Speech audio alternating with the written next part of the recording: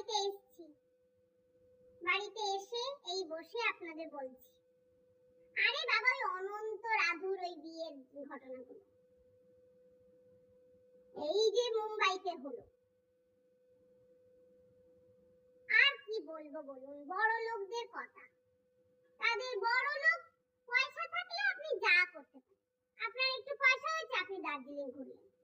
আর একটু পয়সা হয়েছে, আপনি কুলু মানালি ঘুরলেন। আর একটু পয়সা হয়েছে, কাশ্মীর ঘুরলেন। আর একটু পয়সা হয়েছে, সুইজারল্যান্ড গেলেন। আর ওদের এত পয়সা, এত পয়সা, আমি বলতে পারবো না। এই যে আমি বাড়ি এলাম, আমার সত্যি মনে হচ্ছে আমি সত্যি গরিব, আমি বানভাসি ভিখারি। আমার যেন বন্যায় সব ভেসে গেছে, আমার ঘরটা দেখে তাই মনে হচ্ছে। নিজের কয়েকটা বিয়ের গয়না খুলে দেখলাম, দেখে মনে হলো সত্যি আমার বাবা মা মনে আমাকে ঠকিয়েছে। মনে হয় যেন ইমিটেশন, রূপোর উপর সোনার জল কারা দিয়ে দিয়েছে মনে হয়। ভালো করে দেখতে হবে বসে বসে। মানে এত চকচকে জিনিস দেখেছি না, আমার চোখে ছানি পড়ে গেল মনে হয়। চারদিকে এত চকচকে। তবে দেখুন বাপু, আমার একটা জিনিস পছন্দ হয়, ওদের কিন্তু কোনো কালার সেন্স নেই। যা রঙেরই জামা কাপড় পরুক, সবুজ হাত, সবুজ কানে, সবুজ নলক। এত সবুজ পরার দরকারটা কি রে ভাই? আরো তো অন্য কালার আছে।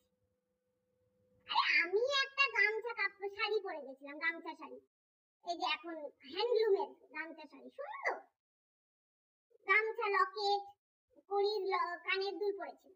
মিতা কাকিমা এসে আমাকে পুরো ছো মেরে কানে দুটো খুলে এই যে আমাকে এখন কি একটা কানের দুল পরিয়ে দিয়েছে।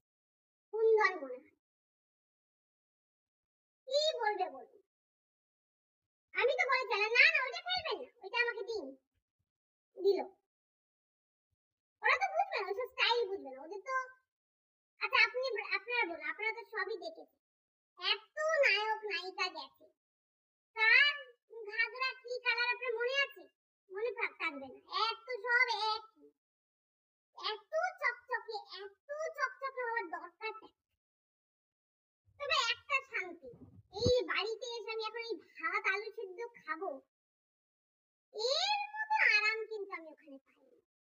এত খাবার, কিন্তু যতই বলো বাপু, ওই স্টাইল মেরে না খেতে পারি।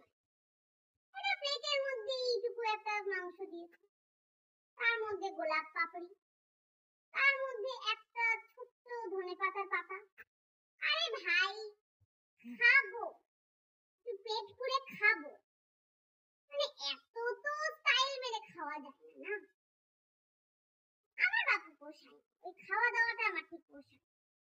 ওই গেছি, তারপরে দেখি তো আমাদের কলকাতা থেকে তো গেছিল ওই যে নুসু গেছিল, নুসরত।